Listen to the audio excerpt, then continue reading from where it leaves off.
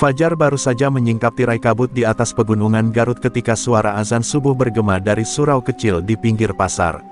Udara masih berembus lembut, membawa aroma tanah basah dan bunga melati yang tumbuh di halaman rumah seorang wanita bernama Sundari. Ia berdiri di depan rumahnya yang sederhana, memegang setangkai bunga mawar merah yang baru mekar. Tatapannya jauh, teduh, namun di balik kelembutan matanya, tersimpan keteguhan yang sulit dijelaskan. Sejak kecil, Sundari telah belajar bahwa keindahan tidak selalu lemah, dan kelembutan bukan berarti tunduk. Setiap pagi, Sundari menuntun gerobak kecil berisi bunga ke pasar kota. Di sana ia menjajakan mawar, melati, dan kenanga yang ia tanam sendiri. Para pembeli menyukainya bukan hanya karena harum bunganya, tapi karena senyumnya yang tulus. Namun di balik senyum itu, ada ketegangan yang dirasakan semua orang di pasar itu, bayang-bayang preman pasar yang menguasai setiap lapak. Mereka datang seperti badai, meminta uang keamanan, dengan tangan kasar dan mata liar. Hari itu, suara langkah berat menggema di lorong pasar. Seorang lelaki besar dengan rambut gondrong sebahu melangkah gagah diikuti beberapa anak buahnya. Mat Gondrong, begitu orang memanggilnya, adalah penguasa pasar yang tak tersentuh hukum. Wajahnya penuh bekas luka, dan di tangannya tergenggam rokok yang belum padam meski disapu angin. Pedagang yang tadi tertawa kini menunduk, menyingkirkan pandangan agar tak disapa maut. Di lapak sayur, Mak Ijah gemetar saat Mat Gondrong berhenti di depannya. "Mana setoran minggu ini?" Suaranya berat dan dingin. Mak Ijah menyodorkan uang lusuh hasil jualan 3 hari, tapi lelaki itu malah menepuk meja keras. "Kurang, jangan main-main, Mak," bentaknya sambil menendang keranjang sayur hingga sayuran berhamburan di tanah. Mak Ijah menangis, memunguti sayurannya satu-satu, sementara orang-orang hanya bisa menonton dalam diam. Tak seorang pun berani menegur. Namun langkah kecil Sundari menghentikan pemandangan itu. Ia maju perlahan, masih memegang bunga di tangannya. "Bang, jangan begitu. Mereka cuma mau mencari nafkah," ucapnya pelan tapi jelas. Suaranya lembut, namun entah mengapa membuat beberapa orang berhenti bernafas. Mat Gondrong menatapnya tajam, seolah tak percaya ada perempuan berani bicara padanya. "Kau siapa? Mau ikut campur urusan pasar?" "Hah?" geramnya sambil menghembuskan asap rokok ke wajah Sundari. Sundari tidak bergeming. Ia menunduk sedikit, lalu berkata, "Aku cuma menjual bunga, Bang. Tapi bunga pun tak pantas diinjak." Ucapannya sederhana, tapi menusuk. Orang-orang saling berpandangan, mereka tahu kata-kata itu bisa memancing amarah besar. Dan benar saja, tawa kasar Mat Gondrong menggema. "Hahaha, perempuan penjual bunga mau ngajarin gua soal hormat. Sini, gua ajarin cara dunia kerja." Ia melangkah maju, namun sebelum tangannya sempat menyentuh Sundari, angin dingin berembus tiba-tiba, membuat daun dan kertas beterbangan di sekitar mereka. Sundari menatapnya dengan tenang, tapi di matanya tampak sesuatu yang berubah. Ada cahaya samar seperti kelopak bunga berputar di pupilnya. Semua orang yang melihat seolah merasakan hawa aneh, seperti bunga yang mekar di tengah badai. Mat Gondrong sontak berhenti, entah kenapa tubuhnya terasa berat, seperti ditahan udara. Ia menatap Sundari dengan tatapan curiga, namun wanita itu hanya menunduk dan memungut kembali bunga yang jatuh ke tanah. "Bunga tidak pernah melawan, tapi bukan berarti ia tak bisa bertahan," katanya lirih sebelum berbalik pergi. Pasar kembali sunyi, hanya suara angin yang berdesir di antara lapak-lapak. Beberapa pedagang menatap punggung Sundari dengan kagum bercampur takut. Belum pernah ada yang menantang Mat Gondrong dan tetap berdiri. Hari itu, nama Sundari si penjual bunga mulai berbisik di antara para pedagang, nama yang akan menjadi cahaya di tengah kegelapan pasar Garut. Dan di balik kelembutannya, mulai terbangun getar kekuatan lama yang selama ini ia sembunyikan, kekuatan yang dikenal sebagai ilmu kembang seribu.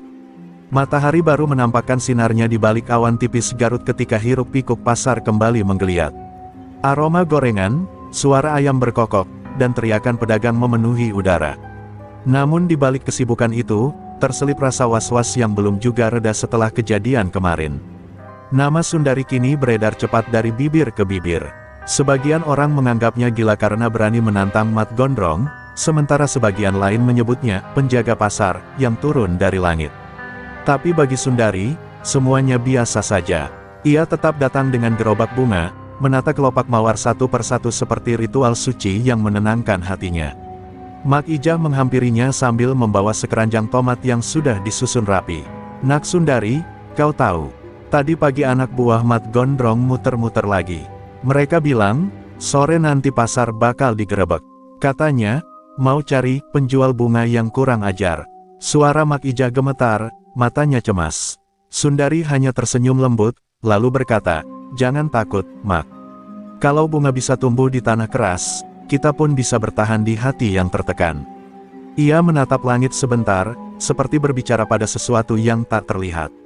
Tak lama kemudian, 3 orang preman datang. Tubuh mereka besar, tato di leher berkilat karena keringat. Mereka menendang ember, menyingkirkan dagangan, dan berteriak kasar. "Mana Sundari? Suruh keluar sekarang juga, kita mau kasih pelajaran." Salah satu dari mereka menyambar setangkai bunga di lapak Sundari dan meremukkannya di tangan. Seketika suasana pasar beku. Orang-orang bersembunyi di balik tumpukan karung beras, menahan napas. Tapi dari arah belakang, langkah kaki Sundari terdengar ringan, namun tegas. Sundari berjalan maju, mengenakan selendang putih di bahunya. Tatapannya tenang, tak ada ketakutan sama sekali. "Bunga itu tidak salah. Kenapa kalian harus menyakitinya?" ucapnya lirih, namun suaranya seolah menggema di seluruh pasar. Preman bertato menertawakannya, "Perempuan bodoh. Kau pikir bunga bisa nyelamatin hidupmu?" Ia mengayunkan tangannya, hendak menamparkan Sundari. Tapi sebelum tangan itu sempat menyentuh pipinya, tiba-tiba hembusan angin kuat melintas di antara mereka, membuat dedaunan beterbangan. Sekilas, terlihat kelopak bunga melati berputar mengitari tubuh Sundari.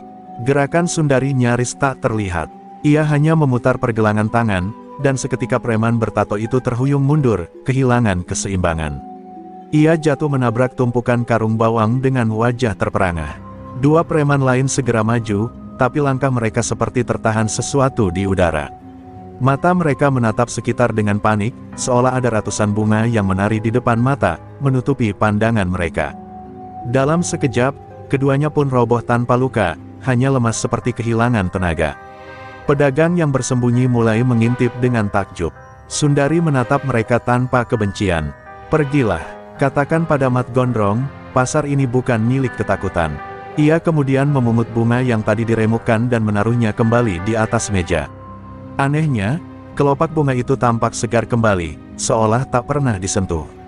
Orang-orang mulai berdiri satu persatu, menatapnya dengan mata yang berkaca-kaca. Ada yang bertepuk tangan pelan, ada yang berbisik syukur. Untuk pertama kalinya setelah sekian lama, pasar itu terasa hidup tanpa rasa takut. Namun di kejauhan, dari balik warung kopi, Mat Gondrong menyaksikan semua kejadian itu. Ia menatap dengan mata menyala penuh dendam. "Perempuan itu sudah melewati batas," gumamnya pelan sambil memukul meja hingga cangkir kopi pecah.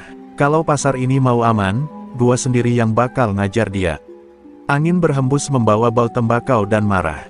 Malam nanti, Garut akan menyaksikan pertarungan antara kekuasaan dan keberanian, dan darah mungkin akan menetes di antara kelopak bunga. Dan di bawah langit yang mulai mendung, Sundari berdiri di tengah pasar yang sunyi. Ia tahu badai belum berhenti, justru baru saja dimulai. Di matanya, tampak sekilas bayangan guru lamanya, Ki Ragasena, seakan berbisik dari masa lalu. "Ingat, kembang 1000 bukan untuk membunuh, tapi untuk menyadarkan hati yang gelap." Malam itu Garut diselimuti kabut tipis. Angin dari gunung berhembus lembab, membawa suara jangkrik yang terdengar seperti nyanyian duka. Di dalam rumah bambunya, Sundari duduk bersila di depan pelita kecil. Matanya terpejam, napasnya teratur. Namun di balik ketenangan itu, pikirannya bergejolak. Bayangan Mat Gondrong masih terlintas di benaknya, juga ancaman yang menggantung di udara. Ia tahu, pertarungan belum berakhir. Dan untuk menghadapi badai yang akan datang, ia harus kembali membuka lembar masa lalunya, masa di mana ilmu kembang 1000 pertama kali berakar dalam jiwanya. Kenangan itu datang seperti embusan angin dingin. Saat kecil, Sundari hidup di lereng Gunung Papandayan bersama ibunya yang lemah lembut dan seorang lelaki tua yang semua orang panggil Ki Ragasena. Lelaki itu bukan orang biasa. Rambutnya putih panjang, matanya tajam namun penuh kasih. Ia sering duduk di bawah pohon randu sambil menatap bunga-bunga liar yang tumbuh di sekeliling mereka. "Dengar, Nduk," katanya suatu sore, "kekuatan sejati tidak datang dari marah atau benci. Ia lahir dari kasih, sebagaimana bunga yang tumbuh bukan karena perintah, tapi karena cinta bumi. Sejak saat itu, Sundari kecil mulai belajar cara memahami alam. Ia diajarkan bagaimana mendengar suara daun, merasakan getar tanah, dan mengamati setiap kelopak bunga yang jatuh. Ki Ragasena mengajarinya gerakan lembut yang menyerupai tarian, langkah-langkah yang mengikuti arah angin, menggambarkan harmoni antara tubuh dan semesta. Setiap gerakan itu membentuk jurus dalam ilmu kembang seribu, ilmu kuno yang konon diwariskan oleh para leluhur yang mencintai kedamaian.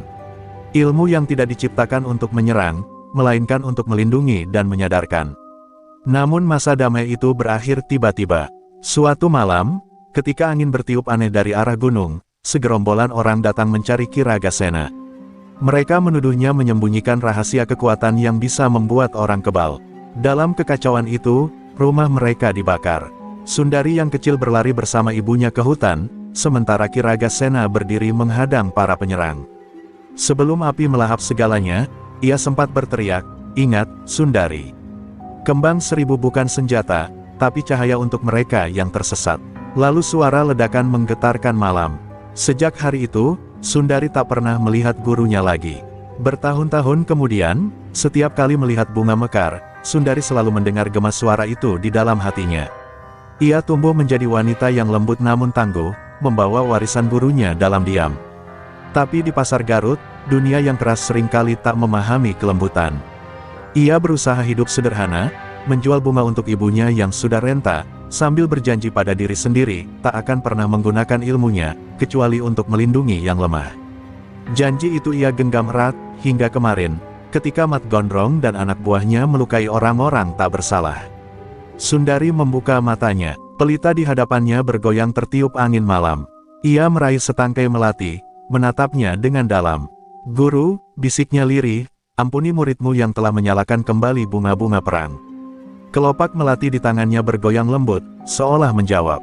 Angin di luar jendela membawa aroma tanah dan embun, seperti bisikan dari masa lalu yang menenangkan hatinya. Di luar sana, langit mulai berawan, menyimpan sesuatu yang akan segera turun, badai besar yang akan menguji seluruh ajarannya. Dalam keheningan itu, terdengar suara ketukan di pintu. Sundari menoleh. Dari balik pintu berdiri sosok Hendra, polisi muda yang pernah menolong para pedagang dari Pemalakan. Wajahnya tegang, napasnya tergesa. "Sundari, Mat Gondrong mengumpulkan semua preman malam ini. Mereka bersumpah akan menghancurkan pasar besok pagi." Sundari menatapnya lama, lalu menutup pelita dengan tangannya hingga cahaya padam. Dalam gelap, hanya suara angin yang menjawab. "Kalau begitu," katanya pelan, "besok bunga akan berjuang bukan untuk indah, tapi untuk hidup." Dan malam itu, Garut kembali sunyi, namun di antara kabut, bunga-bunga di halaman rumah Sundari mekar serempak, seperti menyambut pertarungan yang akan menentukan takdir mereka semua. Pagi itu langit Garut tampak muram. Awan menggantung berat, seolah bumi menahan napas sebelum badai. Pasar tradisional yang biasanya ramai kini terasa sepi dan tegang. Para pedagang membuka lapak dengan wajah cemas, sebagian bahkan tak berani datang. Desas-desus menyebar bahwa Mat Gondrong akan menyerang hari ini, dan bahwa penjual bunga yang menentangnya akan dijadikan contoh di depan semua orang. Di tengah suasana itu, Sundari berdiri di depan lapaknya, menata bunga seperti biasa. Tak ada ketakutan di wajahnya, hanya ketenangan yang menimbulkan rasa heran bagi siapapun yang melihatnya. Tiba-tiba suara motor-motor tua meraung keras, memecah ketenangan pagi. Belasan preman datang, menendang lapak, membalik meja, menghancurkan dagangan pedagang kecil tanpa ampun. Mak Ijah menjerit ketika gerobaknya ditendang hingga terbalik. Seorang pemuda yang mencoba melawan dipukul hingga terjatuh dengan darah mengalir di pelipisnya. "Mana Sundari?" teriak salah satu preman dengan suara serak. Orang-orang menunduk, pura-pura tak tahu. Tapi sebelum kekacauan semakin meluas, suara lembut memecah udara. "Cukup, jangan sakiti mereka lagi." Semua kepala menoleh. Di ujung lorong pasar, Sundari berdiri dalam cahaya suram pagi, mengenakan kebaya putih dan selendang tipis di bahunya. Langkahnya perlahan, tapi setiap tapak kakinya terdengar jelas. Para pedagang menatapnya dengan perasaan campur aduk, antara takut dan harap. Sundari berhenti tepat di tengah pasar yang porak-poranda. "Kau lagi," seru salah satu preman sambil menghunus pisau lipat. "Hari ini gua pastiin lu nyesel udah lahir ke dunia ini." Ia melompat maju, mengayunkan pisau ke arah Sundari. Namun gerakan itu tak pernah sampai. Dalam sekejap, selendang Sundari berputar di udara, menangkis tebasan dengan lembut namun kuat. Pisau itu terpental, dan si preman jatuh tersungkur, seperti terdorong angin. Dua orang lain menyusul, tapi tubuh mereka terhempas ke belakang sebelum sempat mendekat. Orang-orang menahan napas, gerakan Sundari begitu indah, seperti tarian. Namun di balik keanggunan itu, tersimpan tenaga yang tak terlihat, kekuatan dari kembang seribu, ilmu yang mengubah angin menjadi perisai dan kasih menjadi kekuatan. Mat Gondrong muncul di antara kerumunan, wajahnya memerah karena amarah. "Perempuan gila," geramnya, "kau pikir bisa lawan gua cuma dengan bunga dan selendang? Dunia ini milik yang kuat, bukan yang lembut." Ia melangkah maju dengan golok besar di tangannya. Setiap langkahnya menimbulkan getar di tanah. Pedagang menjerit dan berlarian, meninggalkan pasar dalam kekacauan. Tapi Sundari tetap diam, hanya memejamkan mata sejenak. Dalam keheningan itu, daun-daun melati di sekitarnya bergerak seolah tersentuh angin dari dunia lain. Pertarungan pun dimulai. Golok Mat Gondrong berkelebat cepat, tapi Sundari menghindar dengan gerakan yang nyaris seperti tarian. Setiap kali ia berputar, kelopak bunga beterbangan di udara, membentuk pusaran kecil yang menangkis setiap serangan. Namun satu tebasan berhasil mengenai lengannya, tipis, tapi cukup membuat darah menetes di atas tanah. Pedagang yang melihatnya menahan teriakan. Sundari memegang lukanya, menatap darah itu, dan untuk pertama kalinya, rasa marah muncul dalam hatinya. Tapi itu bukan amarah membakar, melainkan amarah yang tenang, seperti bara yang tahu kapan harus menyala. Dengan napas teratur, Sundari menatap Mat Gondrong lurus. "Kau benar, Bang," katanya pelan, "dunia ini memang keras. Tapi bukan berarti kebaikan harus tunduk pada kekerasan." Ia mengangkat kedua tangannya, lalu perlahan menurunkan selendangnya ke tanah. Kelopak bunga melati tiba-tiba berjatuhan dari udara, ribuan jumlahnya, berputar mengelilingi tubuhnya. Cahaya lembut memancar dari setiap kelopak, membuat suasana pasar seperti terselimuti sinar remang keperakan. Mat Gondrong mundur satu langkah, wajahnya mulai pucat. Ada sesuatu yang tak manusiawi dari keindahan itu. Luka di lengan Sundari berhenti berdarah, seolah disembuhkan oleh cahaya bunga. Angin berembus pelan, namun membawa kekuatan besar yang mengguncang seluruh pasar. "Pergilah, Mat Gondrong," suara Sundari bergema lirih namun tegas, sebelum bunga ini berubah jadi badai. Tapi Mat Gondrong hanya menertawakan ancaman itu. Ia mengangkat goloknya tinggi-tinggi dan berteriak keras, siap menebas sekali lagi, tidak tahu bahwa yang dihadapinya bukan sekadar perempuan penjual bunga, tapi warisan terakhir dari kembang seribu, ilmu yang lahir dari kasih dan berakhir dengan pencerahan. Dan di saat dua kekuatan itu beradu di udara, bunga-bunga mekar serentak, seolah bumi pun ikut menahan napas, menunggu siapa yang akan menang, kebencian, atau cinta yang tak pernah padam. Suara benturan keras bergema di seluruh pasar Garut. Golok Mat Gondrong menghantam tanah, membuat debu dan serpihan kayu beterbangan. Para pedagang yang bersembunyi di balik lapak menjerit ngeri. Dari tengah kepulan debu itu, Sundari masih berdiri tegak dengan selendang putih yang kini compang camping, matanya menyala lembut seperti api kecil yang menolak padam. Angin berputar di sekelilingnya, membawa aroma melati yang samar, seolah bunga-bunga di pasar ikut melindunginya. Namun di sisi lain, amarah Mat Gondrong telah berubah menjadi kegilaan. "Aku sudah muak sama perempuan sok suci kayak lo," teriaknya dengan suara serak penuh kebencian. Ia meludah ke tanah, lalu meraih botol kaca di dekat kakinya dan menghantamkannya ke kepala sendiri hingga berdarah. Tapi bukannya jatuh, tubuhnya justru gemetar aneh, urat-urat di lehernya menegang, matanya merah seperti bara api. "Lo pikir cuma lo yang punya ilmu," katanya sambil tertawa kasar. Dari balik bajunya, ia mengeluarkan jimat hitam lusuh yang terikat tali merah. "Ini, warisan dari dukun Cadas Pangeran. Sekarang lihat siapa yang sebenarnya penguasa pasar ini." Begitu jimat itu ia genggam, angin mendadak berubah arah. Aroma busuk menyeruak, dan udara seolah menjadi berat. Kelopak bunga di sekitar Sundari yang semula berputar lembut kini layu satu persatu, seakan kehilangan daya hidup. Hembusan angin yang tadi bersahabat kini terasa menusuk kulit. Mat Gondrong menatap Sundari sambil tertawa gila, "Lihat, alam pun tunduk pada ketakutanku. Bunga-bunga lo cuma hiasan buat kubur sendiri."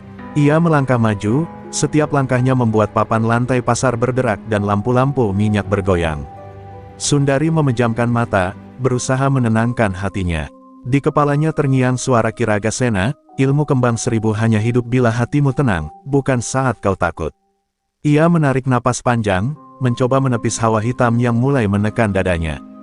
Tapi bayangan hitam dari jimat Mat Gondrong semakin besar, membentuk wujud seperti ular raksasa yang melingkar di udara. Orang-orang yang menyaksikan dari jauh berteriak histeris, sebagian lari meninggalkan pasar, sebagian jatuh pingsan karena ngeri. Mat Gondrong menebas dengan golok yang kini berkilat kehitaman, diiringi teriakan keras, "Hancur lo, penjual bunga!" Golok itu hampir mengenai dada Sundari, tapi tiba-tiba sesuatu berkilau di udara, sekuntum bunga mawar merah melayang di depan wajah Sundari dan meledak menjadi cahaya putih. Benturan dua kekuatan terjadi, menghasilkan gelombang angin yang membuat semua benda beterbangan. Suara besi, kayu, dan teriakan bercampur menjadi satu. Pasar Garut seolah berubah menjadi medan perang antara dua dunia, satu diselimuti amarah, satu dipenuhi kasih yang berjuang untuk tetap hidup. Sundari terhempas ke belakang, darah menetes di pelipisnya. Tapi ia tidak jatuh. Ia bersandar pada tiang lapaknya yang hampir roboh, lalu menatap lurus ke arah Mat Gondrong yang kini dikelilingi aura gelap pekat. "Bang," suaranya pelan, nyaris tertelan angin, "apa kau tak lelah hidup dalam kebencian?" Mat Gondrong tertawa terbahak-bahak. "Kebencian, itu yang bikin gua kuat. Kalau lo cuma punya bunga, gua punya kekuasaan," teriaknya, menebas lagi dengan kekuatan yang membuat tanah bergetar. Namun kali ini Sundari tidak menghindar. Ia mengangkat tangannya perlahan, seolah menyambut serangan itu. Saat golok itu hampir menyentuhnya, kelopak bunga yang tadi layu mulai bergerak kembali. Satu persatu mereka terangkat, berputar di udara dengan cahaya baru, cahaya keemasan yang lembut. Dalam sekejap, ribuan kelopak bunga membentuk pusaran besar yang menyelimuti Sundari, menciptakan semacam perisai hidup yang menangkis serangan Mat Gondrong. Golok itu terpantul, dan Mat Gondrong terpental beberapa meter, jatuh berguling sambil mengumpat marah. Wajahnya kini bukan lagi manusia biasa, tapi seperti bayangan iblis yang dilahap cahaya dari bunga-bunga itu. Sundari berdiri perlahan, wajahnya penuh luka namun matanya bersinar teduh. "Kau boleh kuasai pasar, Mat Gondrong," katanya lirih, "tapi kau tak akan pernah kuasai hati orang-orangnya." Ia menatap langit, dan angin berubah lembut kembali, membawa aroma melati yang menenangkan. Mat Gondrong berusaha bangkit, tapi tubuhnya gemetar, kehilangan kendali. Jimat di tangannya mulai retak, memancarkan cahaya hitam yang berbalik menyerap ke tubuhnya sendiri. Ia menjerit keras, suaranya menggema hingga ke seluruh pasar. Dan di saat itu juga, hujan turun deras dari langit Garut, seolah alam sendiri ikut menangis. Air membasahi bunga-bunga yang kini bermekaran lagi, menutupi luka di tanah. Sundari berdiri diam di bawah hujan, menatap Mat Gondrong yang masih berusaha melawan takdirnya. Pertarungan itu belum berakhir, tapi tanda-tanda kemenangan cinta atas kebencian mulai tampak, perlahan namun pasti. Hujan masih turun tanpa henti malam itu, menitik lembut di atap-atap seng pasar yang rusak. Air mengalir membawa sisa-sisa kekacauan, pecahan kayu, bunga yang tercerai, dan darah yang tersapu menjadi satu. Garut seolah menangis bersama luka yang ditinggalkan siang tadi. Di tengah sepi itu, Sundari berjalan perlahan menyusuri jalan becek, selendangnya kuyup, rambutnya menempel di wajah. Ia tak peduli tubuhnya menggigil. Di tangannya, ia menggenggam setangkai bunga melati yang masih mekar, satu-satunya yang tersisa dari lapaknya yang hancur. Langkahnya berhenti di bawah pohon beringin tua di belakang pasar, tempat yang dulu menjadi tempat bermainnya semasa kecil. Di sana ia duduk bersila, menatap langit yang kelam. Hujan membasahi wajahnya, namun ia tak menghapusnya. "Guru," bisiknya lirih, "aku hampir kehilangan kendali, hampir biarkan amarah menguasai hati." Ia memejamkan mata, dan dalam keheningan hujan, kilasan masa lalu muncul, wajah Kiragasena, tersenyum lembut di bawah hujan seperti ini. "Sundari, air hujan adalah air pembersih jiwa. Jika hatimu kotor oleh dendam, biarkan langit yang membersihkannya." Sundari menarik napas panjang, menegakkan tubuhnya, dan mulai bermeditasi. Dari tangannya, bunga melati memancarkan cahaya samar. Satu demi satu kelopak bunga di sekitar pasar yang hancur mulai bergetar, seperti hidup kembali. Angin berubah lembut, membawa harum bunga ke seluruh penjuru pasar. Dalam diam, energi kembang seribu mulai bangkit kembali, bukan untuk bertarung, tapi untuk menenangkan luka alam dan jiwa manusia yang tersakiti. Cahaya itu merambat di antara puing-puing, menumbuhkan kembali rumput dan bunga liar. Namun dari kejauhan, suara serak Mat Gondrong masih terdengar di antara deru hujan. Ia belum mati, tubuhnya terbaring di bawah reruntuhan lapak, tapi jimat hitam di lehernya masih memancarkan cahaya gelap. Ia menggeliat lemah, wajahnya berubah pucat pasi. "Gua belum kalah," gumamnya pelan, darah bercampur air hujan mengalir di dagunya. Tapi ketika mencoba berdiri, cahaya hitam dari jimat itu malah menyerap ke dalam tubuhnya. Matanya melotot, menahan sakit yang luar biasa. Ia menjerit ke langit, namun tak ada yang mendengar selain hujan yang mengguyur tanpa ampun. Sundari membuka matanya, merasakan getaran itu. Ia tahu kekuatan jahat masih berusaha bertahan. "Bang Mat Gondrong," bisiknya dalam hati, "biarkan aku bebaskan kau dari kegelapan yang menelanmu." Ia lalu berdiri perlahan, membiarkan air hujan jatuh membasahi seluruh tubuhnya. Selendangnya terangkat ditiup angin, membentuk gerakan lembut seperti sayap. Ia menangkupkan tangan, memusatkan tenaga di dada. "Kembang seribu, cahaya kasih, turunkan damai untuk yang tersesat," ucapnya dalam nada doa. Dan seketika itu, ribuan kelopak melati turun dari langit, berbaur dengan hujan, melayang ke arah reruntuhan tempat Mat Gondrong tergeletak. Ketika kelopak-kelopak itu menyentuh tubuh Mat Gondrong, cahaya hitam dari jimatnya mulai pudar. Lelaki itu menjerit keras, tapi jeritannya perlahan berubah menjadi isak tangis. Dalam remang malam, terlihat air mata bercampur hujan mengalir di wajahnya. Gua capek hidup kayak begini," katanya lirih sebelum pingsan. Jiwa yang selama ini dikurung dalam amarah akhirnya menyerah. Bunga-bunga di sekelilingnya mekar serentak, dan sejenak, hujan terasa lebih hangat, seperti air mata langit yang akhirnya bisa tersenyum. Sundari menatapnya lama. "Bukan aku yang mengalahkanmu, Bang," katanya pelan, "tapi hatimu sendiri yang akhirnya menemukan jalan pulang." Ia kemudian menunduk, menyentuh tanah yang mulai menumbuhkan rumput baru. Tenaganya hampir habis, tapi hatinya ringan. Ia tahu tugasnya belum selesai, pasar masih porak-poranda, dan orang-orang masih diliputi ketakutan. Namun malam itu, di bawah guyuran hujan, satu hal pasti, kegelapan pertama telah berakhir.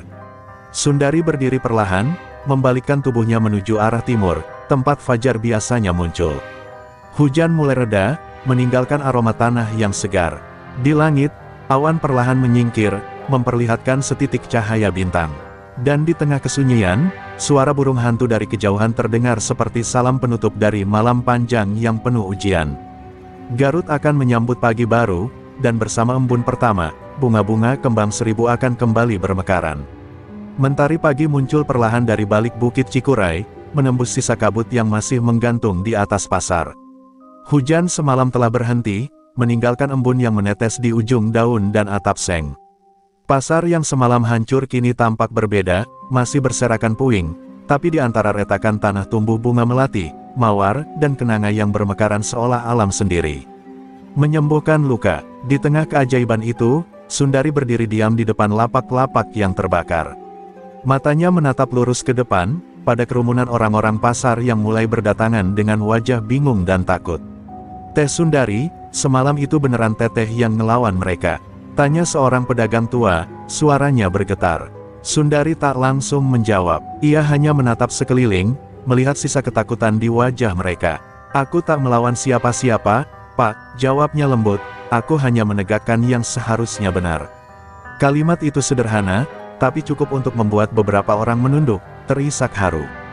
Mereka menyadari, selama ini mereka diam, membiarkan pasar dijajah oleh ketakutan. Kini, sosok wanita itu berdiri di hadapan mereka, bukan sekadar pedagang bunga, melainkan pelindung yang lahir dari hati mereka sendiri. Namun kedamaian pagi itu tak berlangsung lama. Dari ujung pasar, terdengar derap langkah 10 pria berpakaian hitam. Mereka adalah sisa-sisa preman Mat Gondrong, kini dipimpin oleh orang bernama Beben Serut, tangan kanan Gondrong yang terkenal bengis. Wajah Beben penuh luka, bekas perkelahian semalam. "Sundari," teriaknya lantang, "gua nggak peduli si Gondrong kalah atau mati. Tapi lu udah bikin nama kita jatuh. Sekarang, gua bakal bales semuanya." Ia melangkah maju, memegang golok besar di tangan kanan. Orang-orang pasar menjerit kecil dan mundur, tapi Sundari hanya berdiri tenang, selendangnya berkibar tertiup angin pagi.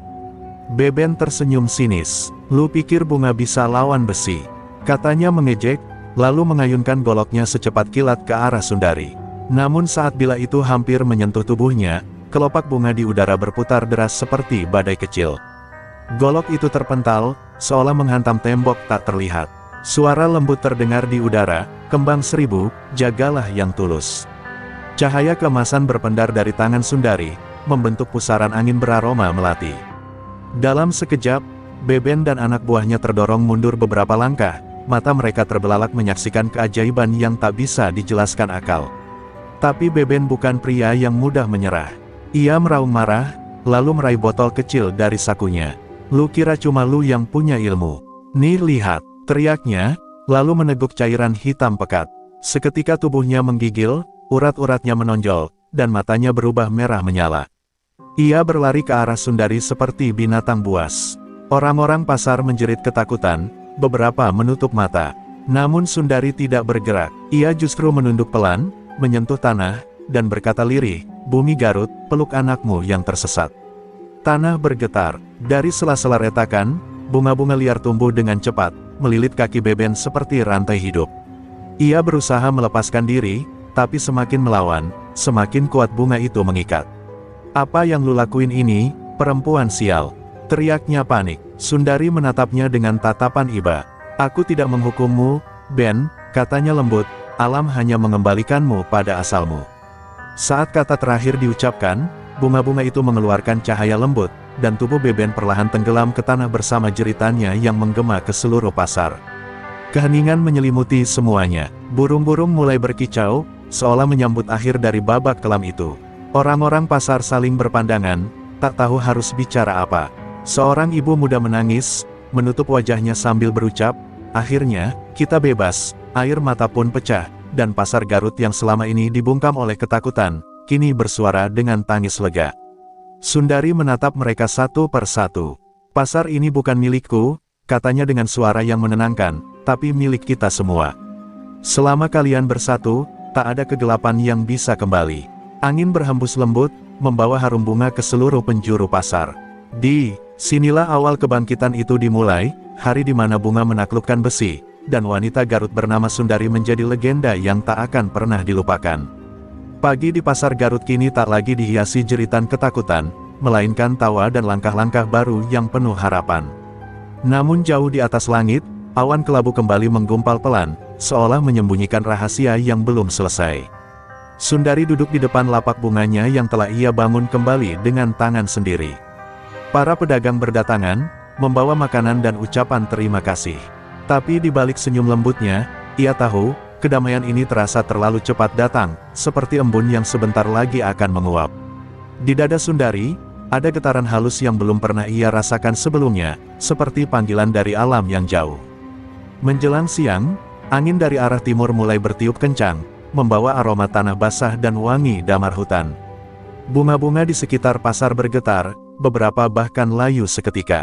Sundari segera berdiri. Ia tahu itu bukan angin biasa. Ada sesuatu yang bergerak dari Gunung Cikuray, bisiknya. Tatapannya menajam ke arah puncak gunung yang menjulang di kejauhan, diselimuti kabut tebal. Dalam angin itu, terdengar sayup suara, berat, dalam, dan penuh bisikan gaib, "Ilmu bunga tidak akan cukup menahan kegelapan lama yang kau bangunkan." Suara itu membuat bulu kuduknya berdiri. Ia mengenal energi seperti itu, energi yang sama yang dulu menguasai Mat Gondrong. Sore harinya, datang seorang lelaki tua mengenakan ikat kepala batik dan tongkat kayu. Orang-orang pasar memanggilnya Kiranu, sesepuh dari desa Ciburui yang terletak di kaki Cikuray.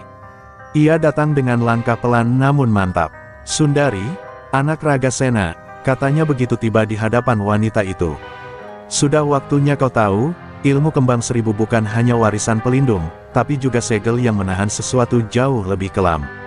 Sundari terdiam. "Segel?" tanyanya lirih. Kiranu mengangguk. "Ya, di dalam perut Gunung Cikuray, tersimpan roh hitam bernama Banaspati Jagat, makhluk yang dulu dikurung oleh gurumu dan para pendekar cahaya. Tapi segelnya mulai retak sejak darah manusia tumpah di pasar ini." Mendengar itu, dada Sundari berdebar keras. Jadi setiap pertarungannya, Setiap darah yang jatuh, semuanya menjadi bahan bakar bagi kebangkitan makhluk itu. Berarti, Mat Gondrong dan Beben hanyalah awalnya, gumamnya pelan. Kiranu menatapnya serius. Benar, mereka adalah alat, bukan sumber. Banaspati Jagat mencari wadah, dan bila segelnya hancur, seluruh Garut akan terbakar bukan oleh api biasa, tapi oleh api jiwa yang tak pernah padam. Hening menyelimuti pasar, beberapa orang yang mendengar mulai gemetar. Sundari mengepalkan tangannya, menatap gunung dengan tekad yang membara. Malam pun tiba, bulan separuh bersembunyi di balik awan, dan hutan di sekitar pasar mengeluarkan suara-suara aneh, desir angin yang seperti rintihan. Sundari duduk bersila di depan lapaknya, menatap bunga melati yang kini sedikit layu. "Guru," ucapnya lirih, "jika benar segel itu melemah, maka aku harus pergi." Dalam keheningan itu, dari bunga melati yang terakhir, muncul cahaya lembut, membentuk bayangan wajah Ki Ragasena. "Anakku, jalan yang akan kau tempuh bukan hanya jalan seorang pendekar, tapi jalan seorang penebus. Kembang seribu tak diciptakan untuk berperang, tapi untuk menyalakan cahaya di tempat di mana bahkan doa pun takut singgah." Air mata mengalir di pipi Sundari. "Aku tak takut, Guru. Tapi, apakah aku mampu menghadapi makhluk sebesar Banaspati Jagat sendirian?" Suara itu tak lagi menjawab. Hanya angin yang berhembus, menepuk lembut bahunya, seolah berkata bahwa keberanian adalah jawaban itu sendiri. Sundari berdiri, mengikat selendang putihnya yang kini tampak lebih bersinar dari sebelumnya. Ia memandang ke arah gunung yang tertutup kabut. "Kalau kegelapan itu lahir di Cikuray, maka kesanalah aku akan pergi." Fajar mulai mengintip ketika ia melangkah meninggalkan pasar. Di belakangnya, para pedagang memandang dengan campuran bangga dan takut. "Teteh Sundari mau kemana?" tanya seorang anak kecil. Sundari tersenyum lembut, menepuk kepala anak itu. "Menjemput angin," jawabnya. Ia lalu berjalan tanpa menoleh, menyusuri jalan berliku menuju kaki gunung. Angin berhembus mengikuti langkahnya, membawa aroma bunga dan janji peperangan yang belum terjadi. Di kejauhan, puncak Gunung Cikuray tampak bergetar halus, dan dari dalam kabut terdengar tawa rendah, menggema hingga ke langit Garut. Langit di atas Gunung Cikuray menyala merah keunguan saat Sundari menapaki jalan berbatu menuju lereng. Kabut tebal menggantung rendah, menelan setiap langkah dalam diam. Di antara desir angin, terdengar samar suara genta kecil dan nyanyian tua yang seolah berasal dari dunia lain. Udara di sana berat, membawa aroma dupa bercampur belerang. Setiap langkah terasa seperti berjalan di antara dua alam, dunia manusia dan dunia roh. Di kejauhan, kilatan petir tanpa suara sesekali menerangi pepohonan, menampakkan bayangan wajah-wajah samar yang menatapnya dari balik kabut. Sundari berhenti di depan sebuah gerbang batu besar yang tertutup lumut, tinggi menjulang dengan ukiran makhluk bersayap dan bunga mekar. Di tengahnya tertera tulisan kuno dalam aksara Sunda Wiwitan, "Hanya hati yang bersih yang dapat melangkah melewati kabut kebenaran." Ia menatap ukiran itu lama, lalu menutup mata dan menangkupkan tangan di dada. "Aku datang bukan untuk berkuasa, tapi untuk menjaga," ucapnya lirih. Saat kalimat itu terucap, kabut di sekitarnya mulai berputar, membentuk pusaran besar. Dari dalamnya muncul sosok perempuan berjubah putih, wajahnya mirip dirinya, hanya lebih tua, dengan mata yang memancarkan cahaya lembut. "Aku adalah bayangan hatimu, Sundari," ujar sosok itu dengan suara bergema lembut. "Sebelum kau melangkah lebih jauh, kau harus menaklukkan dirimu sendiri." Sosok itu mengangkat tangannya, dan seketika langit di atas mereka pecah, berubah menjadi cermin raksasa. Dalam pantulan cermin itu, Sundari melihat dirinya, bukan yang sekarang, tapi yang dulu, gadis muda yang menyimpan amarah karena kehilangan orang tuanya, yang dulu ingin menggunakan kembang seribu untuk membalas dendam, bukan melindungi. Pemandangan itu menyesakkan dadanya. "Aku sudah berubah," bisiknya, tapi bayangan itu tersenyum getir. "Benarkah? Atau kau hanya menyembunyikan dendammu di balik senyum?" Angin berdesir kencang, memutar rambut Sundari dan mengangkat debu dari tanah. Dalam sekejap, ia dan bayangannya berhadapan, saling menatap dengan mata yang sama. Bayangan itu menyerang duluan, mengibaskan selendang hitam yang mengeluarkan duri-duri cahaya. Sundari melompat mundur, membentuk pusaran bunga dari tangannya. Dua kekuatan yang sama bertemu, saling menekan, saling menolak. Ledakan cahaya memenuhi udara, membuat pohon-pohon bergetar. Di tengah pertarungan itu, mata Sundari mulai berkaca-kaca. Ia sadar, musuhnya kali ini bukan sesuatu yang bisa dikalahkan dengan tenaga, melainkan dengan pengampunan. Ia menurunkan tangannya, membiarkan bayangan itu menghantam dadanya.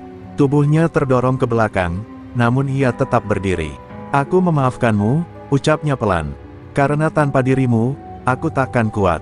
Bayangan itu membeku, lalu perlahan berubah menjadi kelopak bunga yang berterbangan di udara, kembali menjadi bagian dari dirinya. Kabut di sekitar mereda, dan gerbang batu perlahan terbuka dengan suara berat, seperti gunung yang bernapas lega. Cahaya hangat menyinari wajah Sundari, dan dari balik pintu itu, terdengar desir angin yang membawa aroma melati, tanda restu dari alam. Namun di balik ketenangan itu, Kiranu yang diam-diam mengikutinya dari kejauhan tampak cemas. Ia menatap gunung yang kini bergetar halus. Anak itu memang kuat, gumamnya, tapi Banaspati Jagat sudah sadar, dan setiap ujian yang dia lewati justru membuat segelnya makin rapuh. Dari puncak gunung, asap hitam mulai muncul perlahan, membentuk wajah menyeramkan yang menatap ke arah bawah. Sundari, yang belum menyadari ancaman itu, melangkah melewati gerbang dengan langkah mantap. Di depannya membentang hutan purba yang diselimuti cahaya lembut, di mana suara gamelan halus terdengar di antara pepohonan. Ia tahu, ujian baru menanti di dalam. Tapi kali ini, hatinya sudah bersih. Ia melangkah masuk, membiarkan kabut menutup jalan di belakangnya. Hutan itu menyambutnya, dan dari kejauhan terdengar suara lirih, seperti doa, kembang seribu telah bangkit, dan fajar Garut akan ditentukan di sini. Begitu Sundari melangkah melewati gerbang kabut, udara di sekitarnya berubah hening, begitu pekat hingga bahkan detak jantungnya terdengar jelas. Hutan di depan bukan seperti hutan biasa, pepohonannya tinggi menjulang, batang-batangnya berukir wajah manusia yang memejamkan mata. Di antara akar-akar besar mengalir sungai berwarna keperakan, memantulkan cahaya lembut yang tak berasal dari matahari. Angin di sana tak hanya berhembus, tapi berbisik. Bisikan yang membawa suara masa lalu, tangis, tawa, dan janji-janji yang tak ditepati. Sundari melangkah pelan, menyadari bahwa ini adalah hutan penjaga jiwa, tempat roh leluhur menimbang hati mereka yang datang membawa ilmu suci. Setiap langkah yang diambilnya membuat tanah bergetar lembut, seolah mengenali jejak darah pendekar lama yang mengalir dalam dirinya. Dari sela kabut, muncullah sosok perempuan tua berpakaian putih, dengan bunga Kamboja di telinganya. Wajahnya penuh keriput, tapi matanya menyala seperti bara. Sundari, pewaris kembang seribu, ucapnya. Apakah kau datang membawa cahaya, atau hanya dendam yang berbungkus pengorbanan? Sundari menunduk hormat. Aku datang membawa niat menjaga keseimbangan, Eyang. Tak ada dendam lagi dalam dadaku. Tapi perempuan itu hanya tersenyum samar. Kata-kata mudah diucap. Mari kita lihat apakah hatimu sekuat itu. Tanpa peringatan, kabut di sekitar berubah menjadi pemandangan masa lalu. Sundari melihat dirinya kecil, menangis di pinggir jalan saat ayah dan ibunya tewas dalam kebakaran pasar yang disebabkan oleh para preman. Ia melihat dirinya yang dulu, bersumpah ingin membalas dendam. Lihatlah, anakku, suara perempuan tua itu bergema, api yang menyalakan tekadmu berasal dari amarah. Apakah kau yakin sudah memadamkannya sepenuhnya? Air mata jatuh di pipi Sundari. Ia berlutut, menyentuh tanah yang kini berubah menjadi abu. Aku memang lahir dari amarah, ucapnya lirih, tapi aku memilih tumbuh dengan kasih. Karena bunga hanya mekar jika diberi cahaya, bukan api. Tiba-tiba, dari abu itu muncul sosok lelaki, wajah ayahnya. Anakku, katanya lembut, jika kau terus berjalan, kau tak akan bisa kembali. Dunia manusia akan melupakanmu. Sundari menatap wajah itu dengan air mata mengalir deras. Aku tidak butuh dikenang, ayah. Aku hanya ingin dunia tetap memiliki fajar. Ia lalu menangkup tangan, memancarkan cahaya dari telapak tangannya, dan sosok sang ayah perlahan lenyap, meninggalkan bunga melati putih di pangkuannya. Saat itulah, kabut kembali memudar, dan perempuan tua tadi menatapnya dengan mata berkaca-kaca. Hatimu telah jernih, anakku, ujar sang penjaga. Tapi perjalananmu belum selesai. Di puncak gunung, Banaspati Jagat telah terbangun. Ia tak lagi sekadar roh, tapi wujud dari seluruh rasa dendam manusia yang tak terselesaikan. Suaranya bergetar, dan angin di hutan pun ikut melenguh. Bahkan kami, para leluhur, tak bisa menahannya lebih lama. Hanya kau yang bisa menutup segelnya kembali. Sundari menunduk, menggenggam bunga melati yang baru saja muncul dari tangannya. Aku tak akan lari, Eyang. Bila ini takdirku, maka biarlah aku menjadi bagian dari keseimbangan itu. Dari kejauhan, suara gamelan halus terdengar lagi, tapi kali ini lebih cepat, seolah menjadi isyarat bahwa waktu mereka menipis. Cahaya di sekitar mulai berubah merah, pertanda batas dunia manusia dan alam roh mulai kabur. Sang penjaga lalu mengangkat tongkatnya tinggi-tinggi.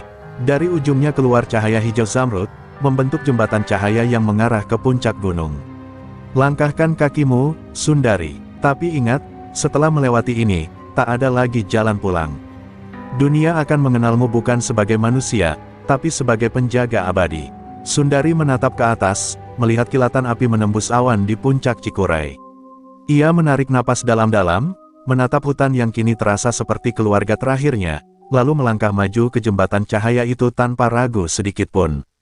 Di saat langkahnya menghilang di balik cahaya, daun-daun di hutan berguguran, dan suara perempuan tua itu terdengar lirih di antara gemuruh angin.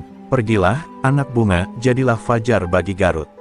Langit di atas puncak Cikuray menyala merah darah. Awan berputar membentuk pusaran besar, seolah langit dan bumi hendak bertabrakan. Ketika Sundari melangkah menembus jembatan cahaya, tubuhnya terasa berat, bukan karena lelah, tapi karena energi alam di sekitarnya begitu padat. Setiap helaan napas seperti menelan bara. Angin membawa suara jeritan jiwa-jiwa yang terperangkap, dan di tengah pusaran itu berdiri sesosok raksasa api berwajah manusia, bermata bara, bertangan asap Banaspati Jagat. Ia bukan lagi sekadar legenda, tapi perwujudan seluruh amarah dan keserakahan manusia yang dikhianati oleh cahaya. Manusia, suara Banaspati menggema seperti gemuruh gunung meletus, kau datang membawa cahaya untuk memadamkanku. Tapi tidakkah kau tahu, akulah api yang kalian nyalakan sendiri. Setiap katanya menggetarkan bumi, batu-batu beterbangan, langit retak memancarkan petir merah. Sundari berdiri tegak, jubahnya berkibar, matanya menatap tajam.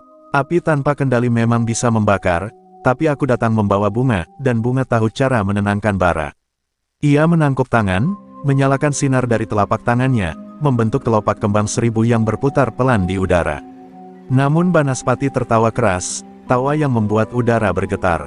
Bunga tak bisa melawan gunung berapi, anak manusia. Tubuhnya membesar, lidah apinya menyambar ke segala arah. Sundari berputar cepat, menangkis lidah api itu dengan jurus rantai angin, tapi panasnya membakar kulitnya meski hanya tersentuh sedikit.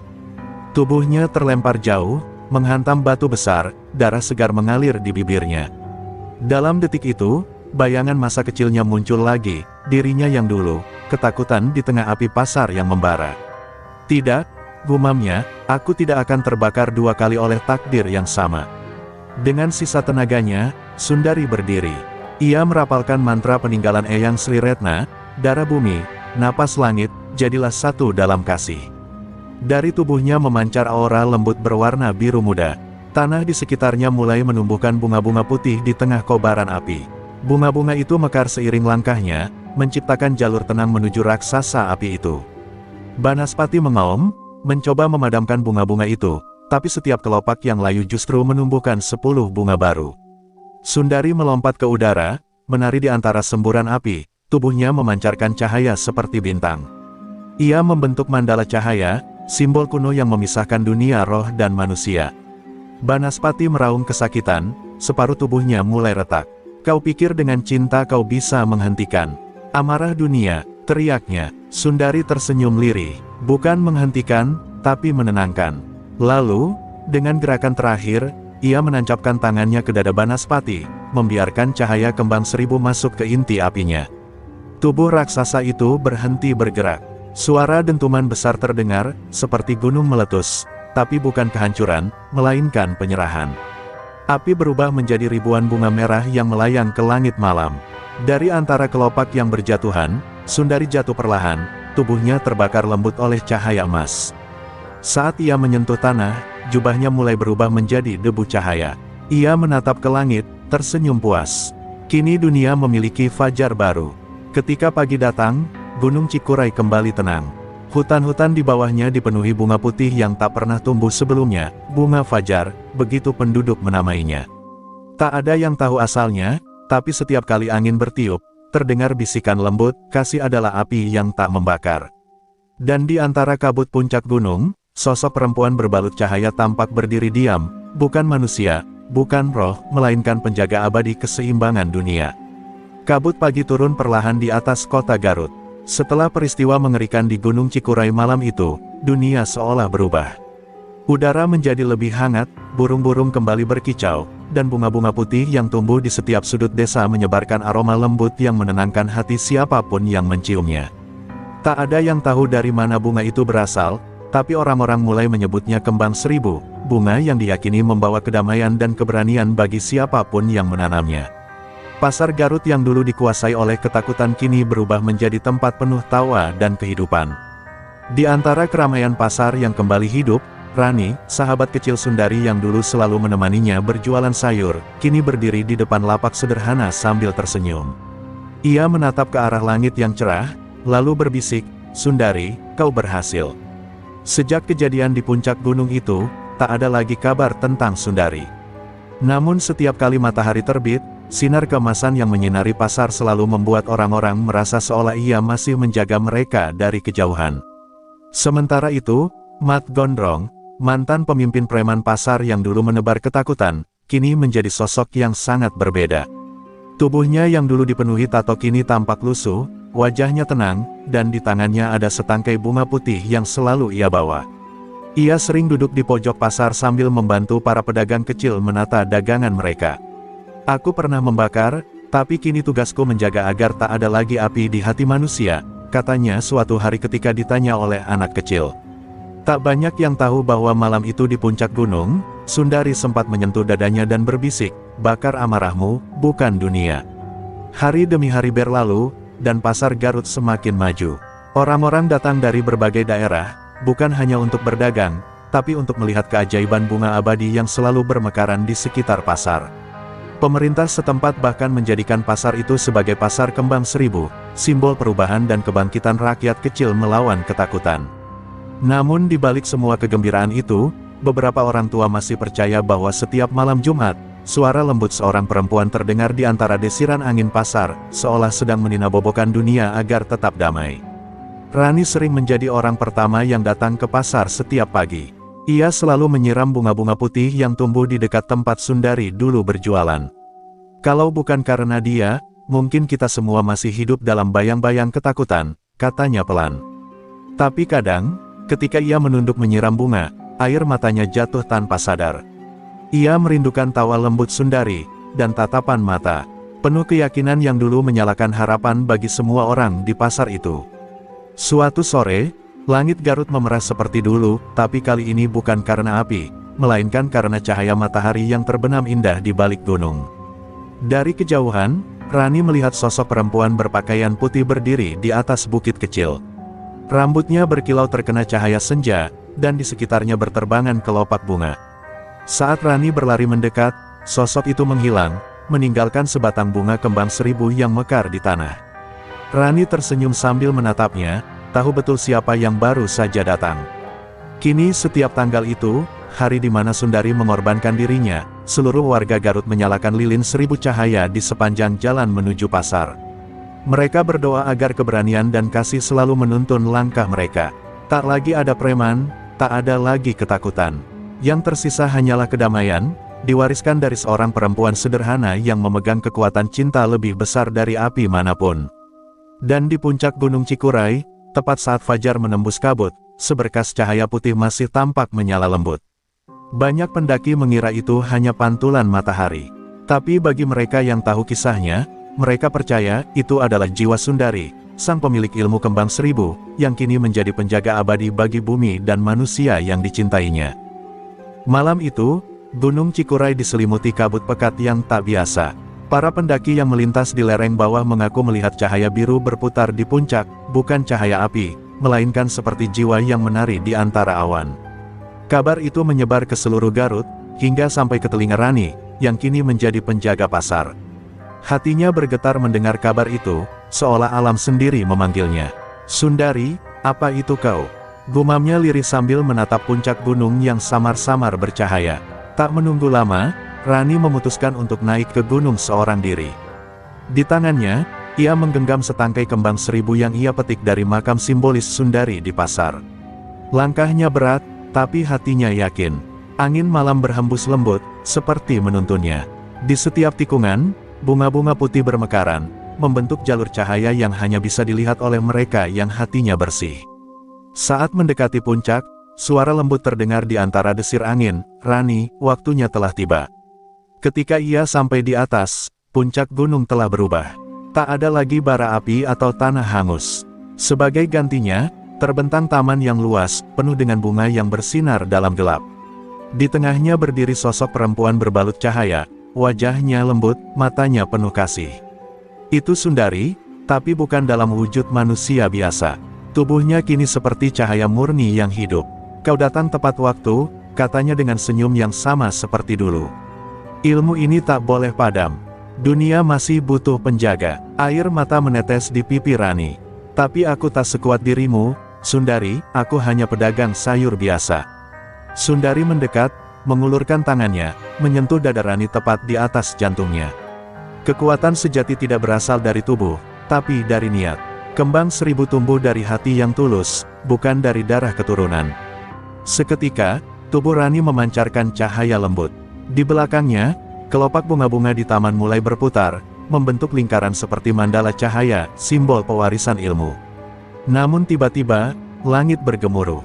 Dari balik kabut, muncul bayangan hitam yang menembus taman cahaya. Wujudnya kabur, tapi auranya gelap dan dingin. Tidak semudah itu, suara berat bergema. "Itu adalah sisa roh Banaspati, amarah yang belum sepenuhnya hilang. Selama ada kebencian di hati manusia, aku akan selalu hidup." Teriaknya, membuat taman bunga mulai layu. Sundari berusaha melindungi Rani, tapi tubuh cahayanya mulai memudar. Ia sudah terlalu lama menahan keseimbangan dunia. "Rani," seru Sundari dengan sisa tenaga, "ingat, bunga tak bisa hidup tanpa tanah. Kau adalah tanahnya sekarang. Rawat cahaya ini." Tubuhnya meledak menjadi ribuan kelopak bercahaya yang menyelimuti Rani, membentuk jubah putih berpendar. Cahaya dari tubuh Rani semakin kuat, membelah kegelapan yang membungkus puncak gunung.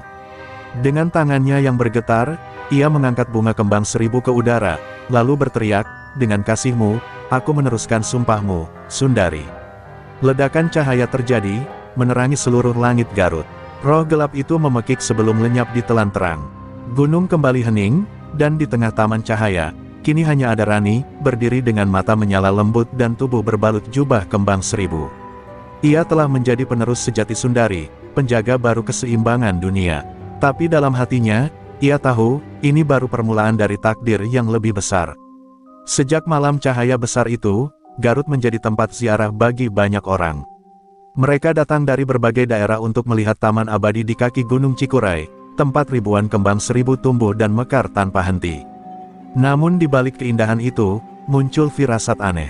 Angin selatan membawa aroma besi dan tanah hangus, burung-burung tak lagi berani terbang ke arah pantai Santolo. Rani, sang penjaga baru, mulai merasakan getaran gelap yang mengguncang alam. "Ini bukan roh biasa," gumamnya, ketika sinar di telapak tangannya tiba-tiba meredup. Pada malam ketiga, saat bulan tenggelam di balik awan tebal, kabut hitam datang dari arah selatan. Dari dalamnya, terdengar suara gong besar disertai teriakan-teriakan menyeramkan. Warga yang tinggal di desa sekitar pantai melarikan diri ketakutan. Di tengah kabut itu, muncul sosok tinggi berpakaian serba hitam dengan mata berkilat merah, Ki Jagat Dirga, seorang pendekar hitam dari pesisir selatan yang terkenal menguasai ilmu pusaka bayangan laut. "Kembang seribu telah mencuri keseimbangan dunia," katanya dingin. "Dan aku datang untuk mengambilnya kembali, agar dunia tunduk di bawah satu kekuasaan." Kabar tentang kemunculan Ki Jagat Dirga menyebar cepat hingga ke pasar Garut. Rani tahu, ini bukan sekadar ancaman manusia biasa. Ia duduk di altar kecil di tengah pasar, memejamkan mata, memanggil arwah Sundari dalam keheningan malam. "Guru, ajarkan aku cara melawan bayangan yang tak punya hati," bisiknya. Hembusan angin lembut menyentuh pipinya, lalu suara lembut bergema di dalam batinnya, "Bayangan hanya takut pada satu hal, cahaya yang berasal dari kasih." Kata-kata itu mengalir ke dalam jantungnya, menyalakan kembali api biru lembut yang dulu diwariskan Sundari. Namun Ki Jagat Dirga tak menunggu lama. Ia datang ke pasar Garut saat fajar, bersama puluhan pengikut berkerudung hitam. Mereka melangkah seperti kabut hidup, dan setiap langkahnya membuat bunga-bunga kembang seribu layu. Rani berdiri di tengah jalan, mengenakan jubah putihnya yang bersinar lembut, menatap lurus pada pemimpin kegelapan itu. Tak ada kekuasaan yang lahir dari ketakutan, katanya tenang. Dirga tertawa, suaranya menggema seperti petir. Kau masih percaya pada kasih di dunia yang telah membusuk? Maka biar aku perlihatkan kenyataannya. Dirga mengangkat tangannya ke langit, memanggil badai hitam. Petir menyambar-nyambar, angin memutar, dan tanah pasar mulai retak. Para pedagang berlari menyelamatkan diri, tapi Rani tetap diam di tempatnya. Ia merapalkan mantra Purnama Niskala, jurus yang dulu digunakan Sundari untuk menenangkan Banaspati. Cahaya putih keluar dari tubuhnya, membentuk perisai besar di atas pasar. Badai menerpa, tapi tak mampu menembus cahaya itu. Rani menatap tajam, matanya berkilau perak. Selama bunga ini mekar di hati manusia, kau tak akan pernah menang, Dirga. Namun Ki Jagat, Dirga tersenyum sinis. Dari balik jubahnya, ia mengeluarkan sebilah keris hitam berasap, keris pusaka Nenggala, yang diyakini dibuat dari logam meteor dan darah 10 orang sakti. Kau tak tahu siapa aku, katanya sambil melangkah mendekat. Aku murid dari bayangan yang dulu lahir bersamaan dengan api Banaspati. Aku adalah kegelapan yang tertinggal. Seketika, Rani teringat pesan Sundari, bahwa setiap cahaya akan melahirkan bayangannya sendiri. Pertarungan pun dimulai. Cahaya dan kegelapan bertabrakan, menimbulkan ledakan energi yang mengguncang seluruh pasar. Dinding-dinding rumah retak, tanah bergetar, dan langit seolah pecah dua.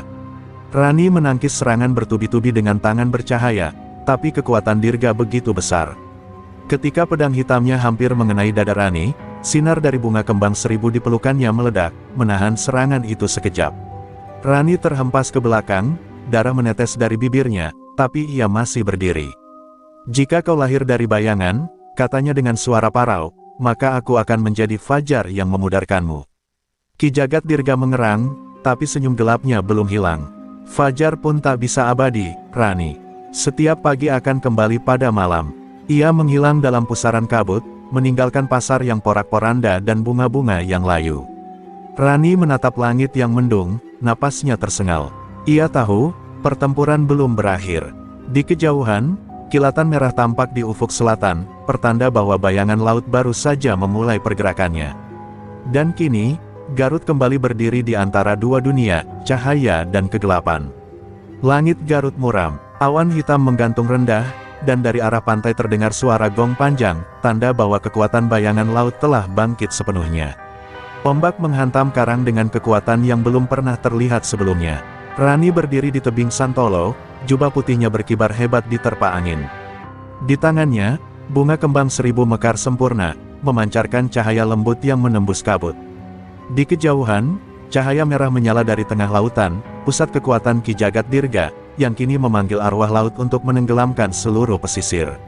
Waktunya berakhir, Rani, teriaknya dari tengah pusaran air raksasa. Laut berputar membentuk dinding air tinggi seperti gunung. Di atasnya, Dirga berdiri dengan tubuh diselimuti kabut hitam. Keris Nenggala